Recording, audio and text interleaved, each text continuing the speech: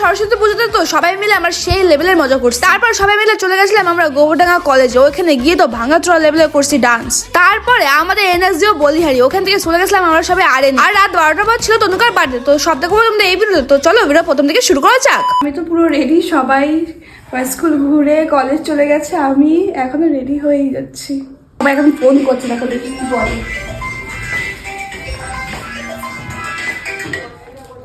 Hello, হ্যাঁ বলো সীমা।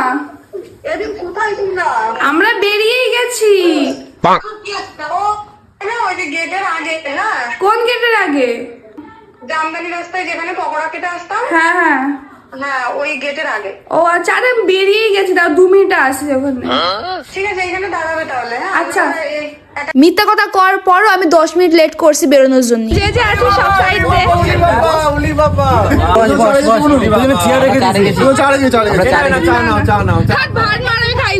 এইদিকে তো আসে দেখি এক একজন অপসরা সেজে আইছে। আমি ভাবছিলাম সব থেকে সুন্দর মানে আমি লাগবো, কিন্তু না গাইস, এখানে এক এক তো পড়ি। রোদ এত, তার জন্য মুখ ঢেকে বসে রয়েছি। আমাদের মধ্যে সব থেকে সুন্দর লাগছিল তনু করে। মায়ের একটু কুটনি হলে কি হবে, কিন্তু দেখতে খুবই সুন্দর। বাবা বলবি না আমার চুলটা এরকম হয়ে গেছে, বলবি না বলবি না। ফটো তুলতে গিয়ে যে আমরা যা নাটক করতে পারি, যখন ভিডিও করে আমাদের দেখায় তখন নিজের উপর নিজেরই হাসি পায়। আর এদিকে সবার বয়ফ্রেন্ড নিজেদের গার্লফ্রেন্ড সুন্দর সুন্দর ফুল দিছে, আর এদিকে আমার বর আমার একটা সর্ষে ফুল কানের মধ্যে গুজা দিছে। আর এদিকে এর অবস্থা দেখো, সবাই পরে আছে শাড়ি আর নিজে একটা চুড়িদার পরে ড্যাং ড্যাং করে পোজ মারছে। টিঙ্কি বোন চুড়িদার পরলে ওরা অনেক সুন্দর লাগছে, কিন্তু কিছু কিছু মায়েরা আছে সরস্বতী পুজো এমন সাজবে মনে হচ্ছে ওর বাবার বিয়ে লাগছে। 7 জন্মের সাজ মনে একদিনই সাজে নেবে ওরা। আর এদিকে আমার দিদির চুলটা একবার দেখো, বিদেশে জাজগুলো হয় না, অর্ডার অর্ডার তখন ওরা কইছে একদম বিচ্ছিরি লাগছে। তখন মেয়ে তো পুরো ডিপ্রেশনে চলে গেছে, বলছে আমার চুলগুলো ঠিক কর। আর এদের ভাব সাপ দেখে মনে হচ্ছে পুরো আমার বডিগার্ড।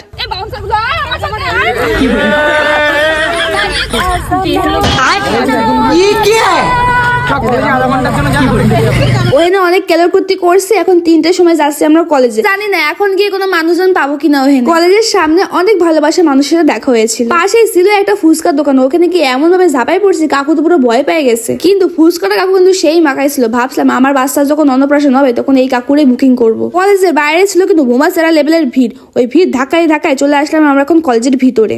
এবার কিন্তু খাবো, ঠিক আছে? আগের বার কোনো খাবার পাই।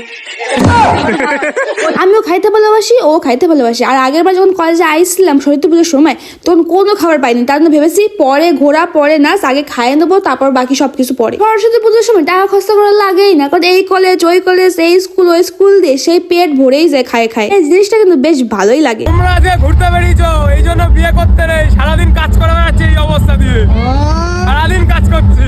আমরা এসে কিন্তু মাঠে বসে পড়েছিলাম আর অনেক গল্প আড্ডা দিচ্ছিলাম। এই করতে করতে ভাবলাম যে নাচার ওখানে যাই। ওখানে গিয়ে গাইস মাথা পুরো ঘুরে গেছে এত ভিড় দেখে।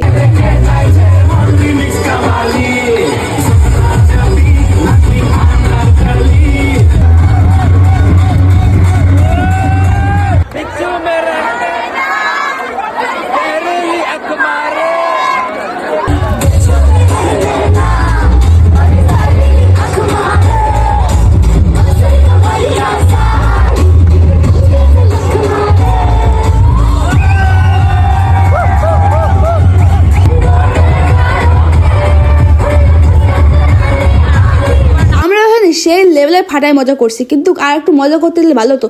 সবিক দা আমাদের গরুর মতন তাড়াতাড়ি তাড়াতাড়ি ওখান থেকে নিয়ে গেছে, বলছে আর নাচতে হবে না, এখান থেকে চল। কিন্তু আমরা তাও বেরোয়েছি ওখান থেকে নাচতে নাচতে, নাচ থামায়নি গাইস। আমরা এখন ওখান থেকে চলে যাবো বাড়িতে। আমাদের এনার্জি লেভেল নিয়ে কোনো কথা হবে না। বাড়িতে এসে এখন রেডি হতে যাবো আরেনে যাওয়ার জন্য। আর এদিকে রিঙ্কি এটা টোটোর সাথে অ্যাক্সিডেন্ট করছে, সেই নিয়ে আমাদের করছিল। আমরা আছি এটাই টোটো তো শুরু হয়ে গেছে। ওই রঞ্জিত ঠাকছে সে দেখ কোশে দেছে কথা বলো আপনি ভেটা আমি চিন্তা করছি না, আমি দেখছি কিন্তু লাইভ কিছু দেখছি হচ্ছে। ও নিজে সার্কাস ফেসটাও দেখে না বলে এই ভিডিওটা রেকর্ডিং করে দেখাইছে। ও নিজেকে দেখেই নিজে হাসছে। আমরা 3 জন পুরো কালার নাগিন সেজে হাজির হয়েছি। সবাইটা ভালো লাগছে, কিন্তু আমার একটু সবার থেকে একটু বেশি ভালো লাগছে। ও হ্যাঁ, অনেক লেট হয়ে গেছে। 8টার সময় বেরোনোর কথা ছিল, এখন বাজে 9টা। আমাদের নিজেদের কথার কোনো দাম নেই। বেরোনোর কথা ছিল 8টার সময়, তার জন্য তাতে ঘুরে টুরে 6টার সময় বাড়ি চলে আইসি যে 8টার সময় বেরোবো। কিন্তু বেরোতে বেরোতে বাজায় দিছি 9:30। ভাবো ভাবো তোমরা। ও মাই গড, আমার কত সুন্দর লাগছে, থুতু কারো নজর না লেগে যাক। আসলে আমি বলে না, সব মেয়েদেরই কালো জিনিস পরলে একদম সুম্মা লাগে। আরে না, আসাই আগে সিলি বেবি কোন অর্ডার দিয়ে দিচ্ছে, আমার যা ফেভারিট তোমাদের আর কি কব। আর এরা এক একজন আস্তে না আস্তে বিরিয়ানি হান্দানো শুরু করে দিচ্ছে। তোরা যদি গিলতেই আসি তাহলে এখানে আসলি কেন? রেস্টুরেন্টে গেলি না কিসের জন্য?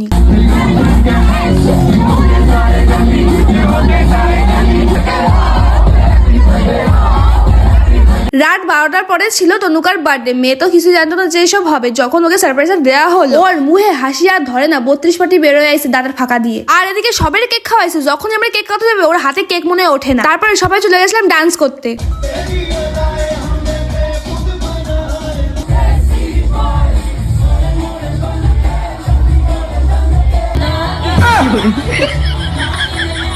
আমার ভিডিও ছিল এটুকু, দেখা যাচ্ছে নেক্সট ব্লগে। আজকের জন্য টাটা।